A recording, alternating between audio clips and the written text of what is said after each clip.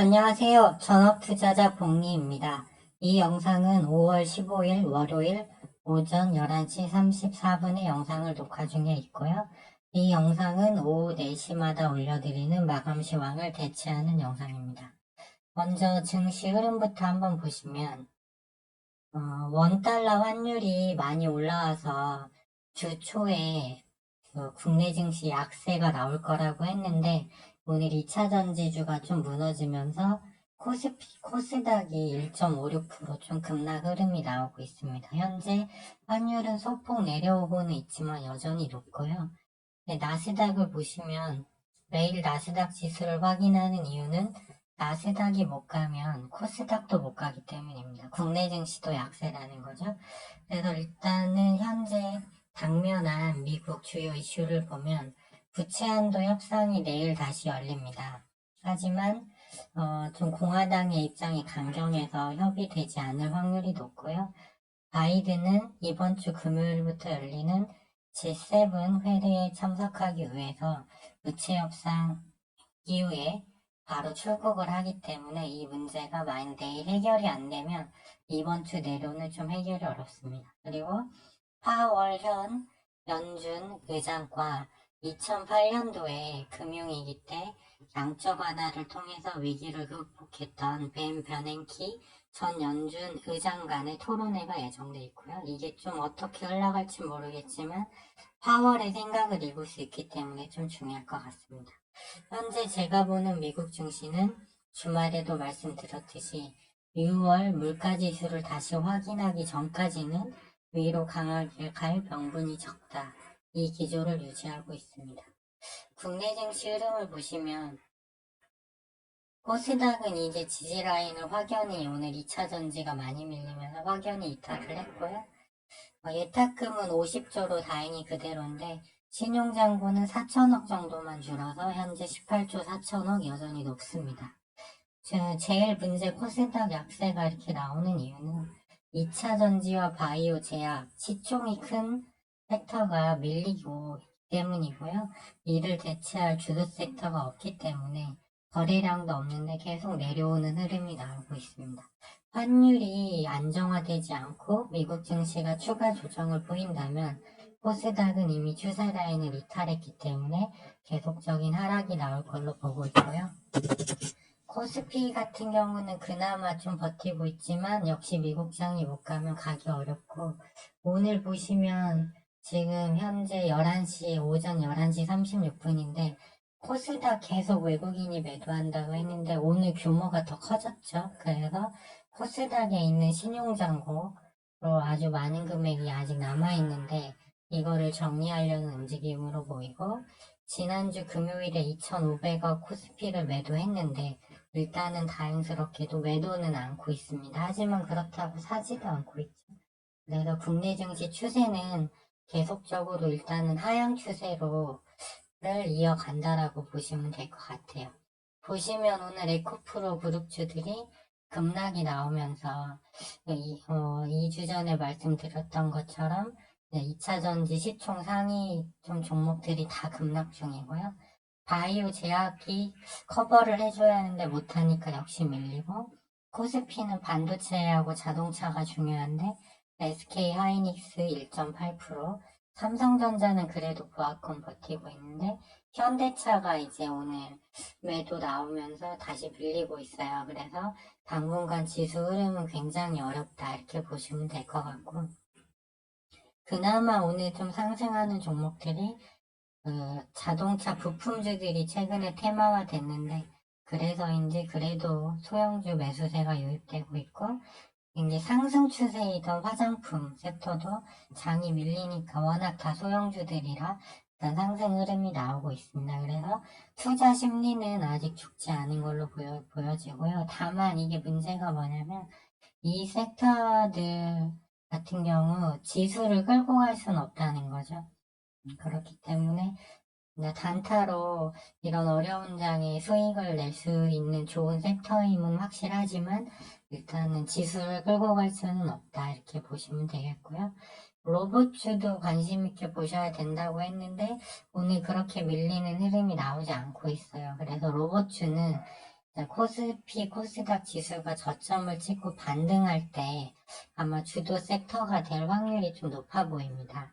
그렇기 때문에 이 로봇 쪽은 계속 주목을 해야 될 것 같고요.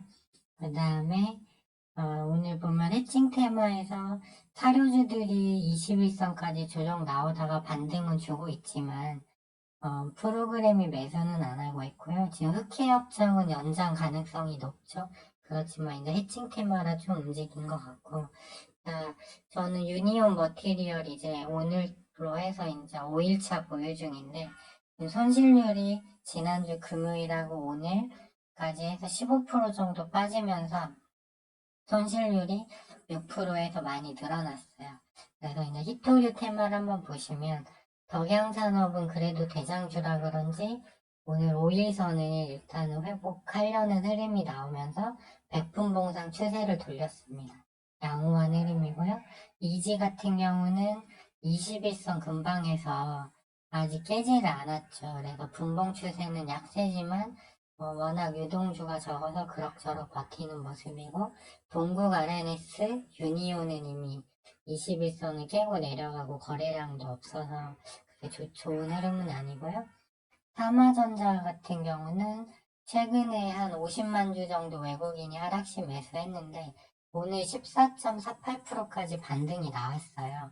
그리고 나서 지금 매물이 프로그램이 출회되고 있거든요. 그래서 이 떨어질 때 모았던 외인들이 오늘 반등, 기술적 반등을 만들어서 고점에서 어느 정도 이제 털고 나가는 흐름으로 보여집니다. 분봉 추세는 좋지 않아요. 그다음 이제 제 보유주인 유니온 머티리얼도 역시 마찬가지로 분봉 추세가 좋지 않아요. 아마 지난 금요일 게 지난주 수목 정도의 지지되는 줄 알고 들어왔던 물량 또는 금요일에 하락이 급하게 나올 때 저점 매수했던 물량들이 오늘 손절 물량로 나오는 것 같고요. 왜냐면 오전에 덕양이랑 삼화전자는 강했는데 못 따라가니까 이제 실망 매물이 나오는 것 같습니다. 하지만 아직은 매도할 구간은 아니라고 보고 전 보유할 생각인데요. 그 이유를 설명을 드리면 지난주에 미중 분쟁이 완화되는 듯한 뉴스들이 쏟아졌어요. 그래서 지금 이런 하락이 나오는 것도 있는데 이제 G7 회담이 이번 주 금요일로 다가왔습니다. 그래서 유럽의 그 중국 외교 3인방을 파견하면서 어떻게든 합의를 이끌어내지 못하게 하려고 일단 노력을 했기 때문에 그런 식으로 뉴스들이 나왔는데 주말 어제 나온 뉴스를 보니까 이제 G7 회담 전에 재무장관들이 모여서 회의를 했는데 이제 대만에서 문제가 발생했을 때 그 현상을 아태평양 지역의 현상을 유지하겠다라는 문구를 넣는 걸로 합의가 된 것 같아요. 그래서 일단 대만 문제에 대해서 처음으로 이제 G7에서 그런 명식적인 그런 문구를 넣는다고 했고 또 디리스크 경제정책 합의 가능성이 높아진 것 같아요. 이게 뭐냐면 중국을 완전히 끊어낼 순 없지만 중국 의존도가 높은 산업의 비중을 줄이자라는 얘기거든요. 그래서 이 주요 의제는 아마 광물이 될 것 같고요. 합의안은 EU 27개국과 그 다음에 G7에 속하는 캐나다, 호주, 일본 등의 동일한 외교 기준으로 작용이 됩니다. 그래서 이제 중국 외교부가 보통 오전 10시, 오후 4시에 성명을 내는데 이제 장이 시작하고 확인해 봤더니 좀 논조가 바뀌었습니다. 이제 그래서 중국은 아직 개발도상국이다. 그래서 이 지위를 미국이 박탈하려고 한다. 그래서 이건 미국의 전횡이고 행포다라고 관영지에서 발표를 했고요. 중국 G7은 중국 경제적 압박 합의를 못할 것이다 라고 말한 걸로 봐서는 좀 이 외교적 노력이 실패한 것이 아닌가 생각이 듭니다. 그리고 근본적으로 미국 내 반중 정서는 아주 높아요. 내년이 미국 대선인데 중국과 본격적으로 협력하는 모습을 보이면 표가 안 붙거든요. 그렇기 때문에 본격적인 관계 개선은 못한다고 보고 있고 그래서 트럼프 때 부과한 관세도 아직 처리를 못하고 있잖아요. 미국의 수입 물가를 높임에도 그리고 미국 입장에서는 중국은 패권 도전국입니다.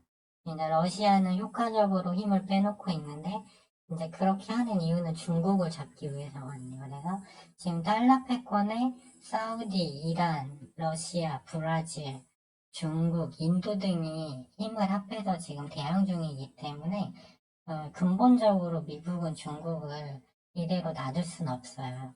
그래서 지금 시장 흐름을 봤을 때 아까 설명드린 대로 6월 11일 물가지수가 다시 떨어지는 걸 확인하기 전까지는 미국 증시는 강한 흐름을 기대하기 어렵고 여기서 확인하신 것처럼 시총 상위주 섹터에서 주도 섹터가 현재 없는 섹터로 수급 약화돼서 국내 증시도 그렇게 좋을 확률이 별로 없습니다. 그리고 무엇보다 중요한 건 저를 기준으로 봤을 때 유니온 머티리얼은 이미 손절 구간을 지났어요. 만약 장이 계속 좋아질 것 같으면 손절을 고려해 볼 수도 있어요. 일단 2분의 1만 매도하고 나머지만 갖고 간다든가 이럴 수도 있지만 장의 흐름이 일단은 계속 좋지 않고 G7 회의가 이제 다가오고 있고 그 다음에 중국의 오늘 외교부 발표 논조를 볼 때 이런 노력들이 아마 실패한 것 같습니다. 그렇기 때문에 현재 보면 유니온 같은 경우는 웨인이 온리까지 합치면은 거의 165만 주를 떨어질 때 매수했기 때문에 손실 중이란 말이에요. 거래량도 계속 줄어들면서 내려오고 있죠. 아마 오늘의 신용 물량이 좀 줄을 것 같아요. 제가 봤을 때는 21선까지 일봉상 조정이 다 나왔기 때문에 삼화전자처럼 이 들어온 외국 물량이 나가 손실을 없게 나가기 위해서는 한 번은 위로 반등을 쏴줄 가능성이 있거든요. 그래서 이제 그때 됐을 때 손실폭을 줄이고 나가도 된다. 이렇게 생각을 하고 있고 혹시나 G7 회의에서 좀 더 미국 주도로 좀 강력한 제재 조치가 나온다면 시장이 계속 하락하는 와중에 또 히토류가 다시 테마화 될 수도 있거든요. 그렇기 때문에 지금은 매도보다는 어차피 다른 섹터 가도 수익 내긴 어렵고 먹을 것도 없는 상황이기 때문에 이제 장이 좋아졌을 때 올라갈 만한 로봇 섹터라든가 아니면 이제 향후 나올 주도 sek터를 관찰하면서 유니온 머티리얼은 그대로 보유하는 게 일단 맞다고 보고 있습니다. 지금까지 이제 오후 4시에 올려드릴 시황을 대체하는 영상이었고요. 지수가 다시 좀 약세를 줄이긴 좀 힘들 것 같습니다. 왜냐면 개인들도 이제 코스피는 매도 쪽으로 가고 있고 코스닥은 계속 사고 있지만 이는 공매도 먹잇감이 될 뿐이라고 보고 있고요. 일단 환율이 좀 심상치 않고 나스닥 선물도 지금 이제 약보합이거든요. 소폭 하락 중. 그래서 여러모로 시황을 분석해 봤을 때 당분간 시장이 강세이긴 어렵기 때문에 일단은 그대로 히토류 유니온 머티리얼 승부를 이어가는 게 맞다 이렇게 보고 있습니다. 네, 그러면 저는 추가적인 뉴스가 없다면 내일 오전 8시에 미국장 마감 현황하고 증시 전략을 가지고 다시 찾아뵙도록 하겠고요. 지금까지 시청해주셔서 감사합니다. 좋아요와 알림 신청, 구독 신청은 영상 제작에 큰 힘이 됩니다. 감사합니다.